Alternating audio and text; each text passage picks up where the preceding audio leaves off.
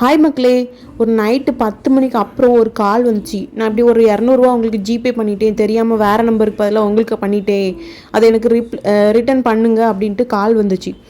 அப்போ வந்து இப்போ நிறைய நம்ம க்ரைம்லாம் பார்க்குறோம். அதனால சரி இதை நம்ம வந்து கண்டுக்கக்கூடாது, நம்ம அதுக்குள்ளேயும் டச் பண்ணிடக்கூடாதுன்னு இக்னோர் பண்ணிட்டேன். இல்லை அப்படின்னு கட் பண்ணிட்டேன். திருப்பி அடுத்த நாள் காலையிலேருந்து ஃபோன் வந்துக்கிட்டே இருக்குது. வேறு நம்பர்லேருந்து வந்துகிட்டே இருக்குது. எனக்கு ஒரு டவுட்டாகவும் இருக்குது, 200 இவங்க திருப்பி இத்தனை நம்பர்லேருந்து எப்படி கால் வரும், அப்படி ஒரு டவுட்டாக இருந்துச்சு. சரி அப்படின்ட்டு திருப்பி கால் பண்ணிகிட்டே இருக்காங்க. நிறைய நம்பரை பிளாக் பண்ணி போட்டுறேன். அவங்க வந்து ஸ்க்ரீன்ஷாட்டும் சென்ட் பண்ணுறாங்க. அப்புறம் எங்களுக்கு கொஞ்சம் மனசு இல்லை, ஒருவேளை இவங்க வந்து உண்மையாகவே அந்த பைசாக்காக கேட்குறாங்களோ அப்படின்னு நினச்சிட்டு திருப்பி செக் பண்ணிவிட்டு என்னோடய நம்பர்லேருந்து பண்ணாமல் வேறு ஒரு நம்பர்லேருந்து 200 அனுப்பிட்டேன். அதுக்கப்புறம் அவங்களுக்கு கால் வரல. ஆனால் நான் இப்போ என்ன சொல்கிறேன்னா, இப்போ ஒரு சின்ன அமௌண்ட்டு, அதனால் இப்போ நான் என்கிட்ட கேட்டால் நான் திருப்பி கொடுத்துட்டேன். மற்றவங்க வந்து அது வந்து இது ஃபேக்காக தான் இருக்க போகுது அப்படின்னு நினச்சி வந்து அவங்க வந்து அதை வந்து கண்டுக்கலை அப்படின்னா என்ன பண்ண முடியும்?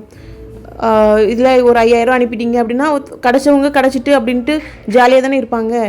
அதனால் நீங்கள் ஒரு பைசா அனுப்பும்போது ஒரு வாட்டிக்கு 2 வாட்டியாக டபுள் செக் பண்ணிவிட்டு ஒருத்தவங்களுக்கு அனுப்புகிறதோ அதை ரிசீவ் பண்ணுறதோ அந்த மாதிரி இருங்க.